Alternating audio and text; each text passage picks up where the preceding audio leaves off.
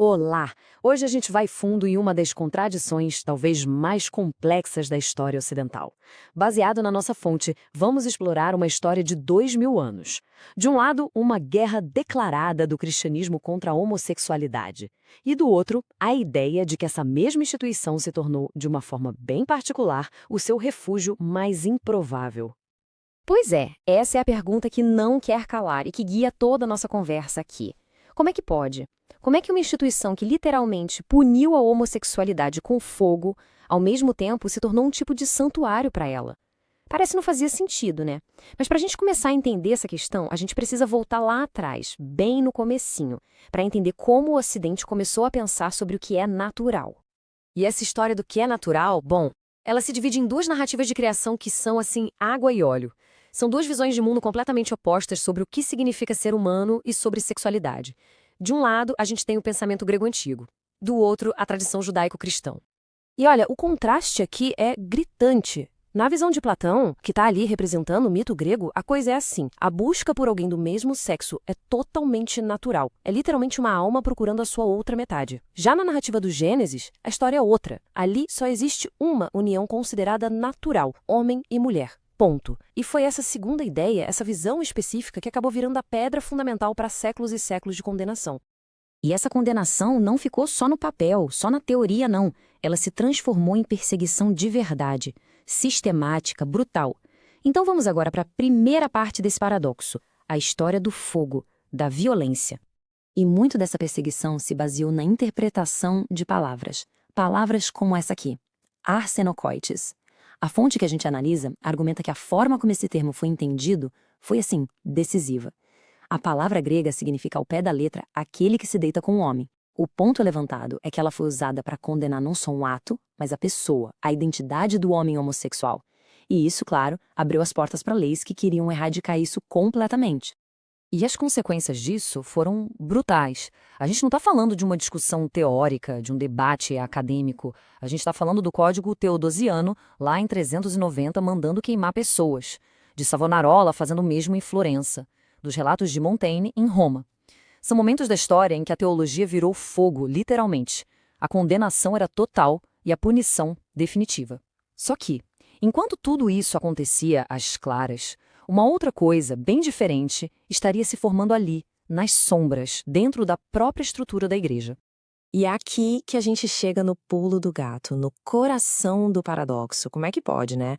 Como é que de dentro dessa mesma máquina de perseguição surgiu um refúgio? O argumento que a gente está explorando aqui é que isso não aconteceu apesar da doutrina da igreja, mas sim por causa dela. Foi uma combinação totalmente inesperada de fatores. Essa combinação de fatores é chamada na nossa fonte de um triunvirato profano. Vamos ver o que é isso. Primeiro, uma hostilidade geral a qualquer tipo de sexualidade, uma desconfiança profunda de todo desejo. Segundo, uma misoginia enraizada que não só via as mulheres como inferiores, mas como um perigo espiritual para os homens. E bom, o que acontece quando se junta esses dois? O resultado lógico é o terceiro ponto, a exigência do celibato para o clero. A tese é que esses três elementos juntos acabaram criando, sem querer, um ambiente totalmente único e protegido. E o resultado prático disso tudo é, no mínimo, surpreendente. Pensa bem, num ambiente, numa hierarquia, onde o lema principal é zero escândalos com mulheres, não sentir atração por elas acaba virando uma vantagem. A homossexualidade nesse contexto teria se tornado quase um pré-requisito não oficial para subir na carreira. Afinal, a falta de interesse por mulheres era vista ou confundida com uma vocação genuína para o celibato. E essa citação aqui do cardeal Liman, que a nossa fonte destaca, uau! Ela resume bem essa mentalidade. Dizer que as mulheres não são da mesma espécie, mesmo que teoricamente sejam iguais, é uma forma de excluí-las na prática de qualquer estrutura de poder. E é exatamente essa exclusão que, segundo o argumento, abriu o caminho para uma instituição totalmente dominada por homens. Vamos olhar um caso real para entender isso melhor. O caso da abadesa de Las Huelgas, na Espanha. Essa mulher chegou a ter um poder muito parecido com o de um bispo. Ela governava igrejas, comandava clérigos, era uma figura de autoridade real. Mas, com o passar dos séculos, esse poder foi sendo cortado, podado, até que no século XIX foi abolido por completo. Para nossa fonte, esse caso é um exemplo perfeito do que seria uma limpeza de gênero, que transformou a igreja num espaço só para homens. E esse legado, essa contradição toda, não ficou lá no passado, não.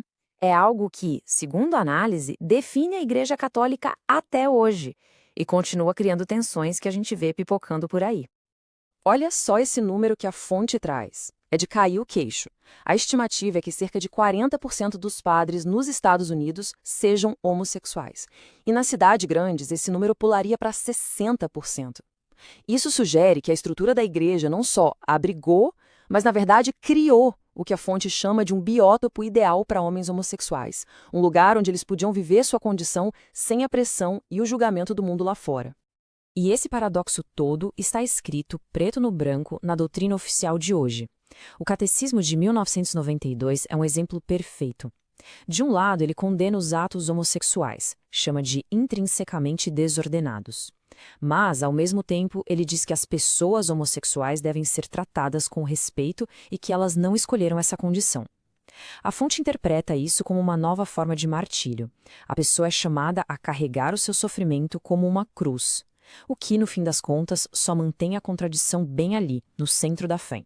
E com isso, a gente meio que volta para o começo, né? Mas agora com uma visão talvez um pouco mais clara do tamanho do problema.